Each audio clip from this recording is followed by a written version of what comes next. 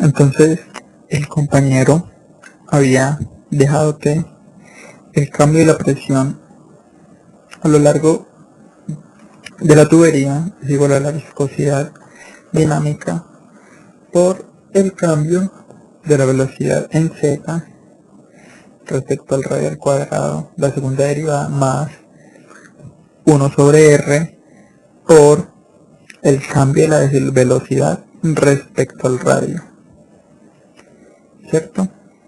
Bueno, por condiciones de frontera y simetría del flujo, tenemos que la velocidad en z es igual a 0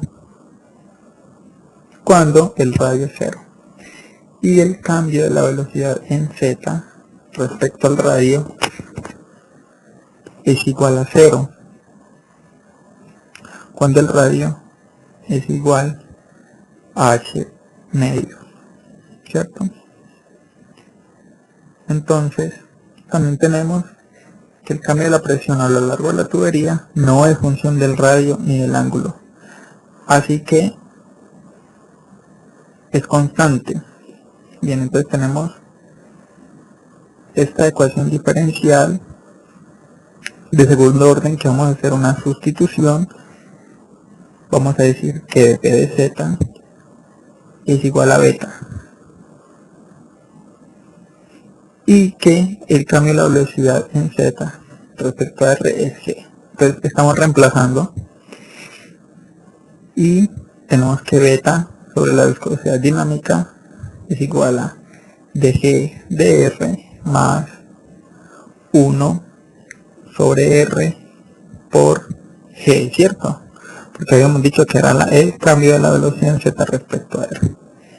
Bien, aquí ya reducimos un orden, entonces vamos a resolverlo por el factor integrante. Recordemos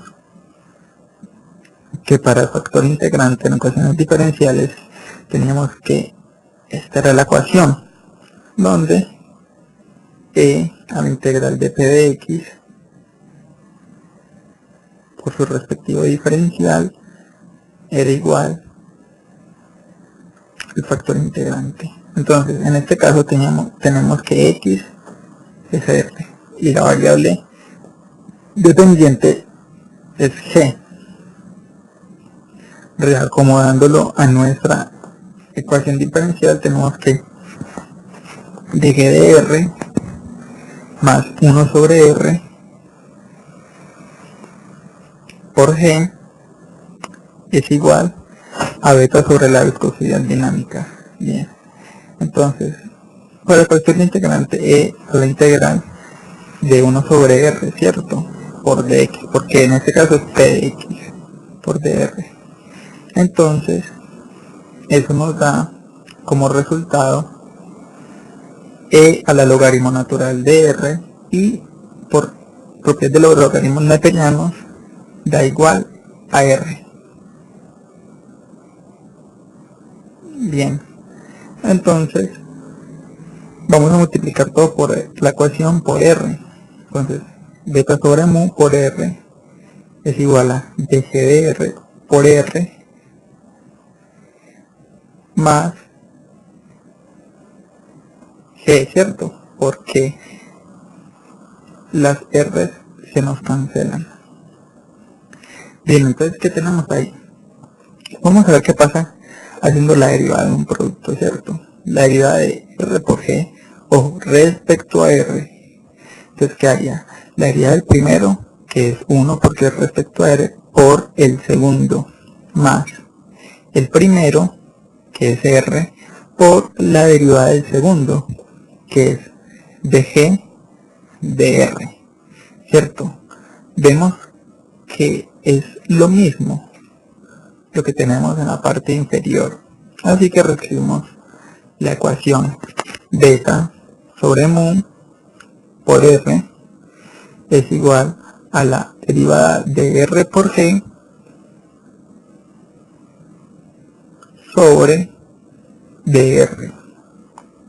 Bien, vamos a pasar el dr a multiplicar al otro miembro.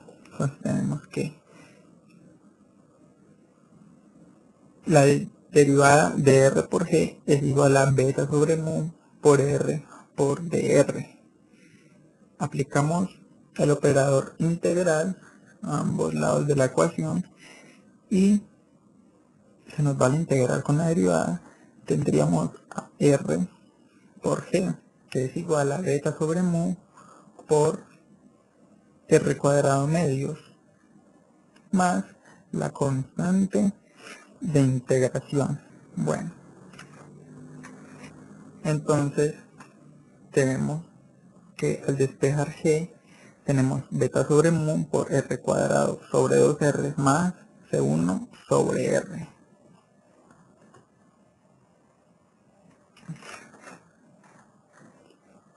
Entonces vamos a reemplazar lo que habíamos dicho en G, que era el cambio de la velocidad en Z en R sobre dr es igual a beta por el radio sobre 2 mu más C1 por sobre R.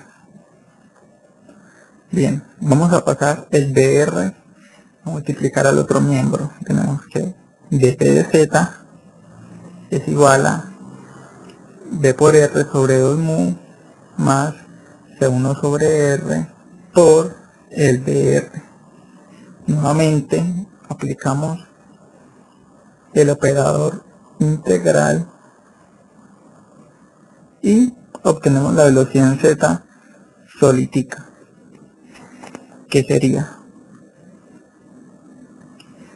velocidad, beta sobre 2 mu por R cuadrado medios, ¿cierto?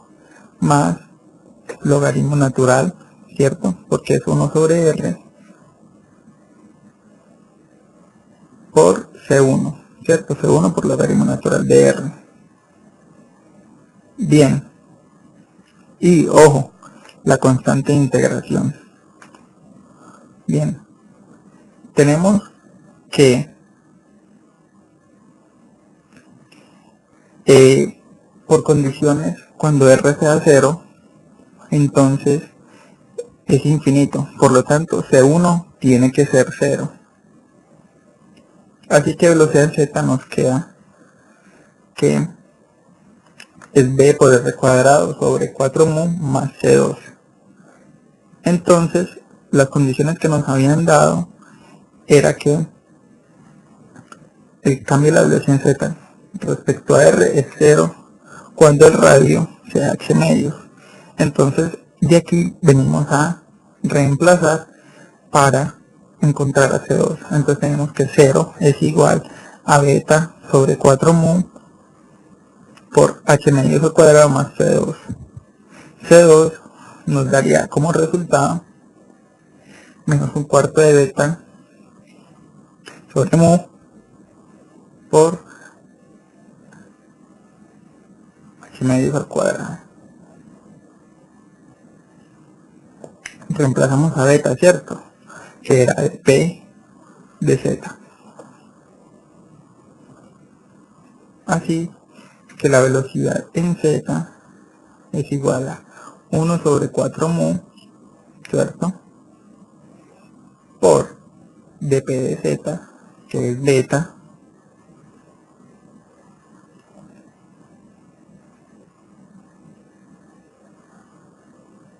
por menos h medios, menos h al cuadrado sobre 4, más r cuadrado. Bien, tenemos que h medios era r, entonces h es 2r y h cuadrado es igual a r. Es igual a r cuadrado por 4. Finalmente, la velocidad en Z nos queda 1 sobre 4 por mu por el cambio de la presión respecto a Z por menos 4 r cuadrado sobre 4, que es h cuadrado, menos r cuadrado, perdón, más r cuadrado, ¿cierto? Bueno, entonces, ahorita estamos diciendo que la velocidad en z es constante en toda la línea. Así que vamos a relacionarlo con el caudal. El caudal, como todos sabemos, es velocidad por área, ¿cierto? Entonces vamos a encontrar un pequeño diferencial de área que es 2pi por r cuadrado. Pero ese r cuadrado lo podemos ver como r por un pequeño diferencial del radio. Entonces, el diferencial del caudal es la velocidad en z por s de a, ¿cierto? Entonces el de a nos había dado 2pi r por dr. Aplicamos el operador integral y obtendríamos a q. Obtendríamos a q, que sacamos las constantes, sacando las constantes, que es 2pi, y integrando nos quedaría velocidad en z por r cuadrado medios sobre 2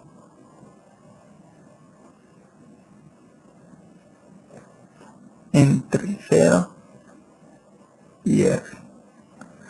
Tenemos que el caudal es, se cancelan los dos, quedan pi por velocidad en z por 0 al cuadrado menos r cuadrado.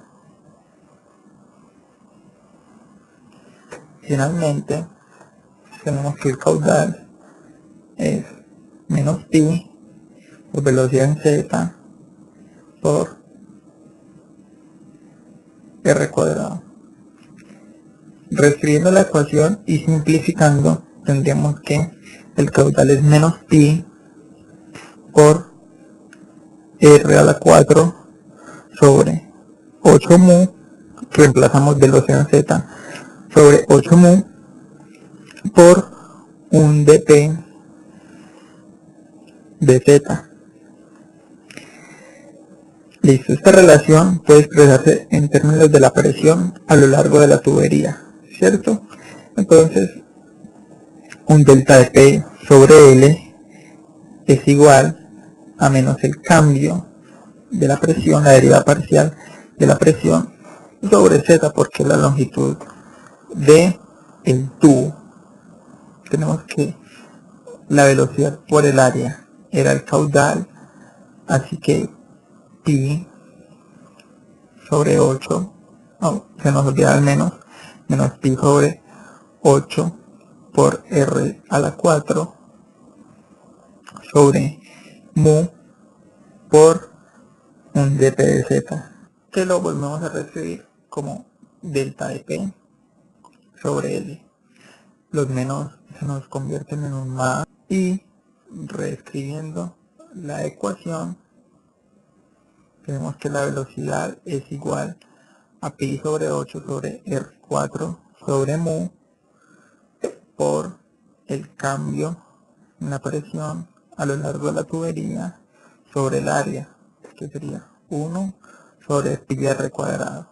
Se nos cancelan los pi, se nos cancela un r cuadrado y la ecuación nos quedaría menos r cuadrado, ¿cierto? Reescribiéndolo, tenemos que r es 0, entonces sería 1 sobre 4 mu por dp de z por r cuadrado menos r cuadrado. Habíamos dicho que vamos a reemplazar r en 0 para encontrar la velocidad máxima, entonces quedaría r mayúscula cuadrado por el menos, Pues como es cuadrado, lo podemos colocar simplemente como por r cuadrado. Bien, entonces vamos a ver qué pasa multiplicando la ecuación de la velocidad por 2. Entonces tenemos 2b por 2 que multiplique a delta de p sobre 8 mu por L, ¿cierto? Delta de P sobre L, tenemos que 1 sobre 4 simplificando por mu. Ok, se me había olvidado el r cuadrado. Entonces, 1 sobre 4 por mu por dp de z, ¿cierto? Es lo mismo. Delta de P sobre L, dp de z por r cuadrado. Ah, listo. Entonces quedamos en que la velocidad x máxima cuando tenemos dos veces la velocidad en z.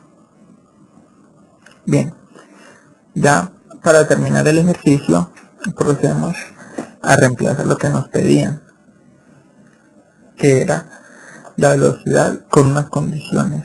Teníamos que la presión era 0,086 pascales por metros. Ojo, no es mu, es metros. La temperatura del aire es 20 grados centígrados.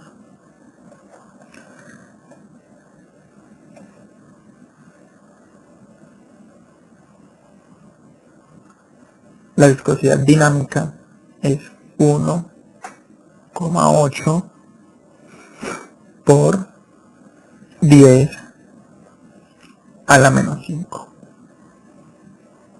pascales sobre segundo, ¿no? La altura nos habían dicho que era 3 centímetros, por lo tanto 0,03 metros. Vamos a reemplazar. Entonces tenemos que la velocidad es igual a r cuadrado, que es la altura, sobre 2, ¿cierto? Sobre 8 por la viscosidad dinámica, ¿cierto? Por 10 a la menos 5 pascales sobre segundo. Y el dp sobre L es la presión, porque nos la están dando 0,086 pascales por metro.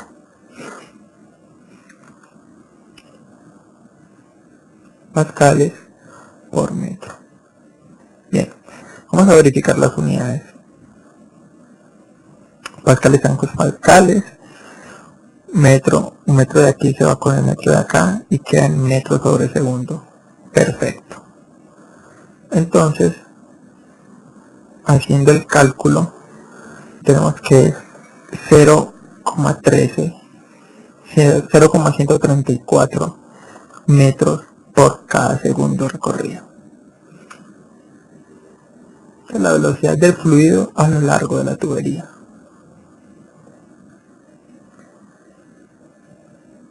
Cuando el radio es cero. También nos pide calcular el número de Reynolds, que es el diámetro, que es la misma altura. Bueno, la velocidad por, ahora sí, el diámetro, que es la misma altura, sobre la viscosidad cinemática. Este dato lo voy a encontrar en una página. Bien, tenemos que a 20 grados la viscosidad cinemática es de 1.52 por 10 a la menos 5 metros cuadrados sobre segundo. 1.52 por 10 a la menos 5 metros cuadrados sobre segundo. Las unidades vamos a verificarlas: metros cuadrados sobre segundo arriba, metros cuadrados sobre segundo arriba. Número de Reynolds es adimensional. Entonces tenemos que para este número de Reynolds es de 264,47. Por lo tanto, es un flujo laminar.